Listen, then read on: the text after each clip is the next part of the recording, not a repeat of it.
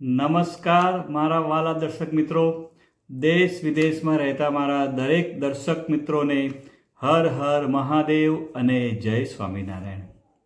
મિત્રો, આજના વિડીયોમાં આપણે વાત કરવાના છીએ કે જે લોકોને દાંતમાં દુખાવો રહે છે, દાંતોમાં કેવિટી થઈ ગઈ છે, દાંતો સડવાના ચાલુ થઈ ગયા છે, પેઢામાં સોજો રહે છે, મોઢામાંથી દુર્ગંધ આવે છે, તો શું કરવું? મિત્રો, આજના વિડીયોમાં હું તમને 7 અલગ અલગ રીત બતાવવાનો છું અને એ એકદમ સરળ છે અને તમે આનો ઉપયોગ કરશો રીતનો તો ચોક્કસ તમને સારો એવો ફાયદો થશે. મિત્રો, જે પહેલી રીતની જે વાત કરું છું એની અંદર જે લોકોને એમ લાગે કે દાંતમાં દુખાવો થવાનો છે અને આ દુખાવાને જો તાત્કાલિક દૂર કેવી રીતે કરવો, તો એના માટે હું તમને ઘરગથ્થુ ઉપાય બતાવવાનો છું. તો તમારે એના માટે લેવાની છે ફટકડી. મિત્રો, આ છે ફટકડી, તમે જોઈ રહ્યા છો, પણ તમારે આપણે આ ફટકડી લેવાની નથી જે એકદમ ચોરસ હોય, લીસી હોય એવી ફટકડીનો તમારે ઉપયોગ નથી કરવાનો. તમારે આવી સાકર જેવી હોય ફટકડી એનો તમારે ઉપયોગ કરવાનો છે. અને મિત્રો, તમને બજારમાંથી તમને ફટકડી મળી જશે. એના માટે તમારે શું કરવાનું છે કે અડધો ગ્લાસ જેટલું તમારે પાણી લેવાનું છે, એની અંદર તમારે ફટકડી નાખવાની છે અને એકાદ મિનિટ તમે એને રાખી મૂકશો એટલે એનો થોડો કલર ચેન્જ થવા લાગશે. અને પછી તમારે એ જે પાણી છે એને તમારે મોઢામાં લઈ 25 થી 30 સેકન્ડ સુધી એને તમારે મોઢામાં રાખવાનું છે. એટલે ચારે બાજુ તમારે એને હલાવવાનું છે અને પછી તમારે એના કોગળા કરવાના છે. કાળજી એટલી રાખવાની છે કે આ પાણી શરીરની અંદર જવું જોઈએ નહીં. 25 થી 30 સેકન્ડ પછી આ પાણી તમારે મોઢામાંથી બહાર નીકાળી દેવાનું છે, એટલે કે તમારે કોગળા કરી દેવાના છે. અને પછી 2 થી 3 મિનિટ પછી તમારે ચોખ્ખા પાણીથી કોગળા કરી દેવાના છે અને તમારે આ પ્રયોગ અઠવાડિયામાં 3 થી 4 વખત કરવાનો છે.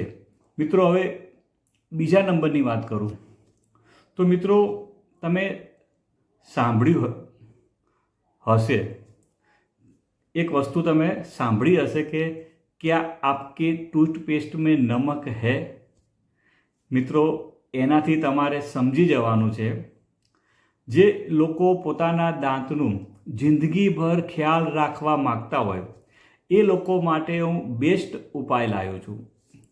એની અંદર તમારે શું કરવાનું છે કે તમારે અડધા ગ્લાસ પાણીમાં અડધી ચમચી મીઠું નાખવાનું છે. પછી એને તમારે રાત્રે સૂતા પહેલાં કોગળા કરવાના છે. મિત્રો, તમે ખાલી 7 દિવસ તમે કરશો તો 8મા દિવસથી તમને જોરદાર અનુભવ થવા લાગશે. મિત્રો, ત્રીજા નંબરની વાત કરું તો આ જે પ્રયોગ છે એની અંદર તમારે શું કરવાનું છે, તો તમારે ફટકડી છે, પહેલાં તમારે તવી લેવાની છે. તવીને તમારે થોડી ગરમ કરવાની છે. ગરમ થઈ જાય તવી પછી તમારે એના ઉપર ફટકડી મૂકવાની છે. ફટકડીને ગરમ કરશો એટલે પહેલાં એ લિક્વિડ થઈ જશે અને પછી તમારે કમ્પ્લીટ લિક્વિડ થઈ જાય એટલે તમારે ગેસ બંધ કરી દેવાનો છે અને એને ઠંડુ થવા દેવાનું છે. પછી તમારે એ ફટકડીને એમાંથી લઈ લેવાની છે અને તમારે એને ખાંડી નાખવાની છે અને તમારે એનો પાવડર બનાવવાનો છે.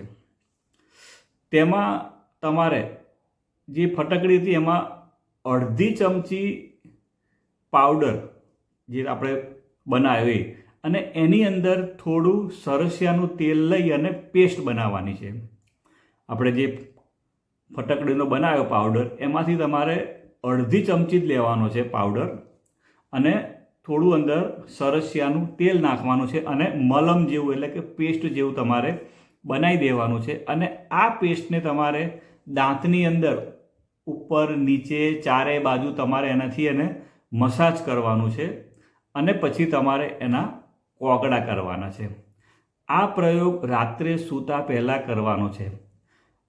આનાથી તમને શું ફાયદો થશે કે જે લોકોને કેવિટી અથવા દાંતોમાં સડો હોય તો શું થશે કે સડો આગળ વધતો રોકાઈ જશે, દાંતમાં દુખાવો ઓછો થશે, પેઢામાં પણ જે સોજો હોય દુખાવો હોય એની અંદર પણ તમને રાહત થશે. મિત્રો, ચોથા નંબરની જે વાત કરવાનું છું એમાં હું દાંતને સફેદ કરવા માટેની વાત કરવાનું છું કે જે લોકોના દાંત પીળા થઈ ગયા હોય અને એ લોકોને જો દાંત સફેદ કરવા હોય તો એક ઘરગથ્થુ ઉપચાર છે અને 100% એનું રિઝલ્ટ છે.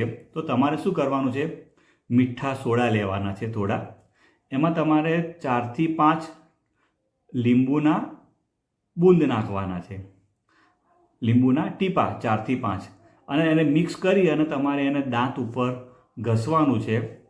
એટલે જો પીળા દાંત હશે તો એ સફેદ થઈ જાય છે. તમારે અઠવાડિયામાં એક જ વાર એનો પ્રયોગ કરવાનો છે અને 5 મિનિટ થઈ જાય એટલે પછી તમારે એના કોગળા કરી દેવાના છે.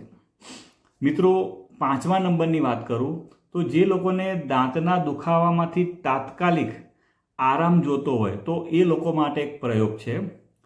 એમાં તમારે શું કરવાનું છે કે 100 ગ્રામ ફટકડી લેવાની છે અને 10 ગ્રામ ગેરું.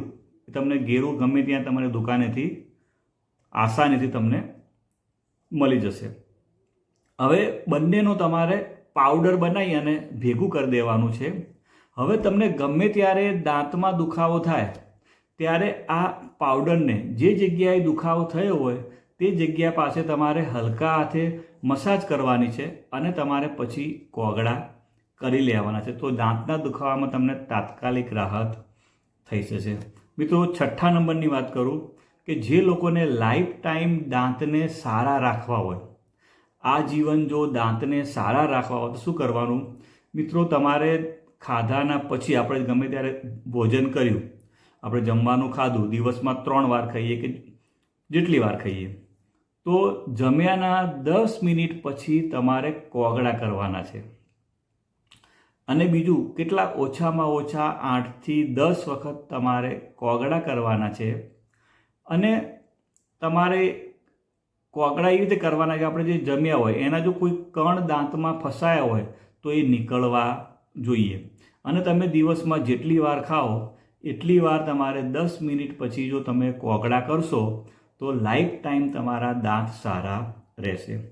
મિત્રો, 7મા નંબરના ઉપાયની વાત કહું તો જે લોકોને સેન્સિટિવિટીનો પ્રોબ્લેમ હોય, દાંતોમાં સેન્સિટિવિટી હોય, તો એ લોકોએ રાત્રે મીઠાના પાણીના કોગળા કરવા અને પછી સરસિયાનું તેલ લઈ દાંત પર લગાવવાનું છે અને 5 થી 10 મિનિટ પછી તમારે ફરીથી અને ચોખ્ખા પાણીથી કોગળા કરી લેવાના છે. અને જીભ બરાબર આપણે સાફ કરવાની છે, એટલે કે ટંગ આપણે બરાબર એને ક્લીન કરવાની છે. તમે કરશો તમને 8 થી 10 દિવસમાં તમને ચોક્કસ ફાયદો જોવા મળશે. મિત્રો, મને આશા છે કે તમે આ વિડીયોના માધ્યમથી કંઈક નવું શીખ્યા હશો, કંઈક નવું તમે જાણ્યા હશો. અને જો તમને મારો વિડીયો સારો લાગ્યો હોય તો લાઈક કરવાનું ભૂલતા નહીં. આવજો મિત્રો, બાય બાય મિત્રો.